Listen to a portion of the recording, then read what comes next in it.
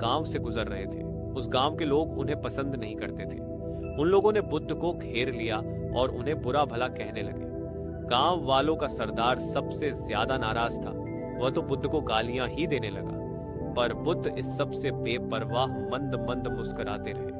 सरदार काफी देर तक बुद्ध को गालियां देता रहा, लेकिन कुछ ही देर में उसका मुंह सूखने लगा, जिससे वह चुप हो गया। ये देखकर बुद्ध बोले, अगर तुम्हारी बातें समाप्त हो गई हो तो मैं आगे बढ़ूं। मुझे आगे वाले गांव में जाना है, वहां के लोग मेरी प्रतीक्षा कर रहे होंगे। यह देखकर गांव का एक व्यक्ति बोला, हम लोग तुम्हारा अपमान कर रहे हैं, तुम्हें गालियां दे रहे हैं, लेकिन तुम इसका जवाब देने के बजाय मुस्कुरा रहे हो।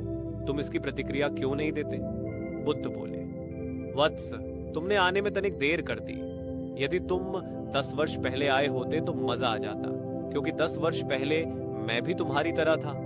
अगर उस समय तुम मुझे बुरा भला कहते, गालियां देते, तो मैं भी क्रोधित हो जाता। मैं तुम्हें इससे भी अधिक गालियां देता। हो सकता है हाथापाई पर भी उतर आता, पर अब मैं आगे बढ़ गया हूँ। अपना क्रोध, घृणा सब पीछे छोड़ आया हूँ। अब मैं उस जगह पर पहुंच गया हूँ जहां तुम्हारी गालियां पहुंचने में असमर्थ है। तुमने मुझे गालियां दी, ये तुम्हारी भावना है, लेकिन तुम्हारी यह भावना मुझ तक पहुंच ही नहीं रही। मैं इससे आवेशित तभी होऊंगा जब मैं इसमें भागीदार हो जाऊंगा, जब मैं इन्हें स्वीकार कर लूंगा। लेकिन मैं तो तुम्हारी इस क्रिया से निरपेक्ष हूं, इससे बहुत दूर हूं, इसलिए मैं अब भी पहले की तरह शांत हूं।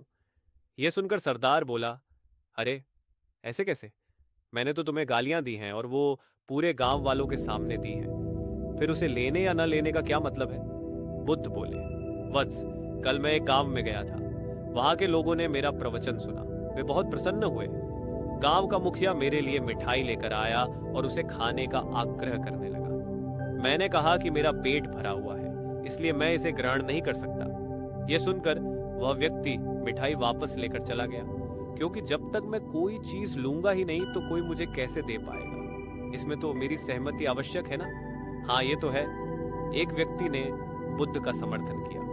बुद्ध ने पुनः पूछा, जब मैंने मिठाई लेने से मना कर दिया तो उन लोगों ने उसका क्या किया होगा? उन्होंने मिठाई अपने घर वालों में बांट दी होगी। एक व्यक्ति ने जवाब दिया। बुद्ध ने कहा, ठीक कहा तुमने। उस मिठाई की तरह ही तुम मेरे लिए गालियां लेकर आए हो और चाहते हो कि मैं इन्हें ग्रहण कर लूं। पर भाई, मैं इन्हें लेता ही नहीं। अब बताओ, तुम इनका क्या करोगे? उस व्यक्ति के पास इसका कोई जवाब नहीं था। बुद्ध पुनः बोले, मुझे तुम पर दया आती है वत्स। अरे, क्रोध तो मुझे तब आएगा जब मैं ये गालियां ले लूंगा, और जब मैं गालियां लेता ही नहीं तो क्रोध का तो सवाल ही नहीं उठता। बुद्ध की बातों पर सरदार ने कोई प्रतिक्रिया नहीं दी। शायद वह कुछ सोच रहा था। बुद्ध बोले, मैं अपनी आंखों से देख रहा हूं कि गाली एक कांटा है, जिसे देने वाला व्यक्ति और लेने वाला व्यक्ति दोनों क्रोध से पागल हो जाते हैं।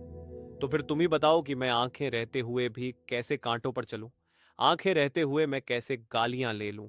और होश में रहते हुए मैं कैसे क्रोधित हो जाऊं? इसलिए मुझे क्षमा करो वत्स, मैं तुम्हारा उपहार ग्रहण करने में असमर्थ हूं। कहते हुए बुद्ध ने अपने हाथ जोड़ दिए। बुद्ध की बातें सुनकर सरदार लज्जित हो गया। उसकी आंखें छल छला आईं। उसने कुछ कहना चाहा, पर उसके होठों ने जवाब दे दिया, और जब उससे रहा नहीं गया तो वह बुद्ध के चरणों में गिर पड़ा।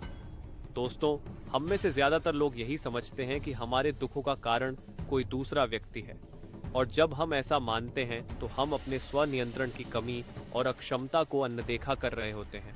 वास्तव में ये हम पर निर्भर करता है कि हम दूसरों के द्वारा प्रदान की गई नकारात्मकता को स्वीकार करते हैं या नहीं। अगर हम नकारात्मकता को स्वीकार करते हैं तो हम अपने पैरों पर कुल्हाड़ी मारते हैं, और जब हम उसे अस्वीकार कर देते हैं तो घृणा, क्रोध, हिंसा हर किसी से मुक्त हो जाते हैं।